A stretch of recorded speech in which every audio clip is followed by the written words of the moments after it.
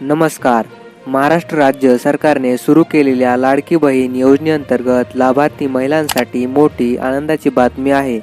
या योजनेच्या माध्यमातून महिलांच्या सक्षमीकरणासाठी राज्य सरकार कटिबद्ध असल्याचे दिसून येत आहे.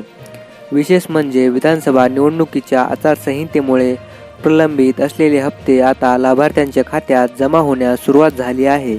राज्य सरकारने आतापर्यंत प्रत्येक पात्र महिला लाभार्थ्यांच्या खात्यात दरमहा 1,500 रुपये याप्रमाणे 5 हप्ते जमा केले आहेत. मात्र विधानसभा निवडणुकीच्या आचारसंहितेमुळे काही महिलांना चौथा आणि 5वा हप्ता प्राप्त झाला नव्हता. आता निवडणुका संपल्यानंतर ही प्रक्रिया पूर्ण सुरळीत झाली आहे. ज्या महिलांना आतापर्यंत 4,500 रुपये प्राप्त झाले आहेत त्यांच्या खात्यात ऑक्टोबर आणि नोव्हेंबर महिन्याचे एकूण 3,000 रुपये जमा होण्याची प्रक्रिया सुरू झाली आहे. याशिवाय राज्य सरकारने डिसेंबर महिन्याच्या हप्त्याचेही वितरण तातडीने करण्याचे आदेश प्रशासनाला दिले आहेत.